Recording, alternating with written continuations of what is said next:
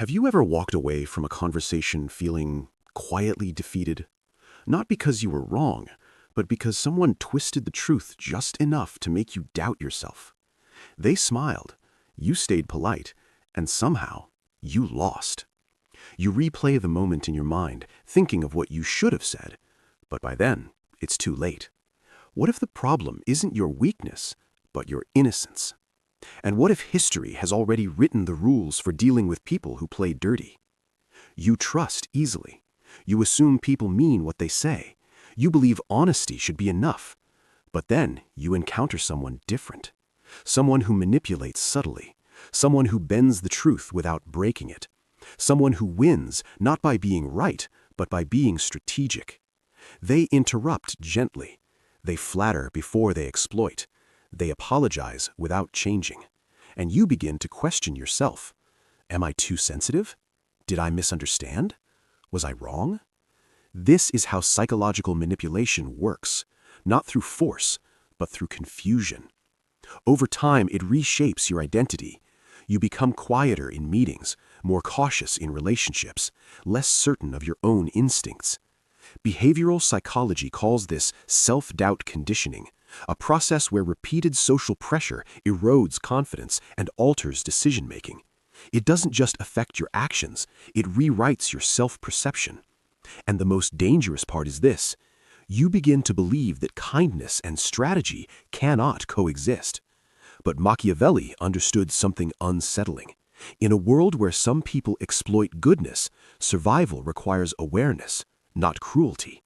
And that realization changes everything. You are not naive. You are adapted for cooperation. Human beings evolved to trust because trust made survival possible. Social neuroscience shows that cooperation activates reward circuits in the brain, releasing oxytocin and dopamine, chemicals that strengthen bonds and promote safety. Your instinct to believe in fairness is not a flaw, it is a feature. But every adaptation has a shadow. Just as trust fosters connection, it also creates vulnerability. Machiavelli did not argue that people should become evil. He argued that they should understand power, not to exploit others, but to protect themselves from exploitation. In modern psychological terms, this is known as strategic self-regulation, the ability to adjust behavior based on context without abandoning one's values. You are not broken for feeling manipulated. You are simply playing by rules others chose to ignore. The solution is not to lose your integrity, it is to gain awareness, because clarity, not cruelty, is your greatest defense. So why do manipulative people often succeed? The answer lies in the brain's threat detection and decision-making systems. The human mind prefers harmony over conflict. When tension arises, the amygdala, the brain's alarm center, activates. This creates discomfort and pushes you to restore peace quickly, even at your own expense. Manipulators exploit this instinct. They create subtle pressure, knowing you will seek resolution. This is known in cognitive science as social compliance bias, the tendency to agree in order to avoid discomfort or rejection. Machiavelli understood this centuries ago. He observed that people are guided not only by morality, but by perception, fear, and self-interest. To understand this, imagine your mind as a medieval castle. Your kindness is the open gate, your trust is the welcoming courtyard, but without boundaries, anyone can walk inside. Machiavelli's wisdom was not about destroying the gate, it was about guarding it. A simple mental model emerges: the strategic shield. Awareness protects you from deception. Composure prevents emotional manipulation. Boundaries preserve your autonomy. In neuroscience, this reflects the balance between the prefrontal cortex, the center of rational control, and the amygdala, which reacts to threats. When you remain calm and deliberate, the prefrontal cortex overrides emotional impulses, allowing strategic responses instead of reactive ones. This is not manipulation, it is psychological self-defense. And once you understand this, you stop feeling powerless. You start feeling prepared. Here are Machiavelli's dark psychology rules translated into modern ethical strategy, not to harm others, but to ensure you are never easily harmed. Master the power of perception. Control how you present yourself. Speak calmly, act deliberately, and avoid revealing too much too soon. Social psychology shows that people rely on thin-slice judgments, rapid impressions formed within seconds. Confidence signals competence, shaping how others treat you. In a meeting, instead of over-explaining, you pause, deliver concise points, and remain composed. Others interpret your calmness as authority. Perception becomes your silent ally. Say less than necessary. Listen more than you speak. Offer information strategically, not impulsively. This reduces cognitive leakage, preventing others from identifying your intentions or vulnerabilities. It also triggers curiosity. People value what is not fully revealed. When confronted by a manipulative colleague, you respond with, "I'll consider that," instead of reacting emotionally. You retain control while gathering insight. Silence becomes strength. Detach emotionally, not morally. Pause before responding. Create emotional distance without abandoning your values. This activates the prefrontal cortex, allowing rational decision-making and reducing amygdala-driven reactions like anger or anxiety.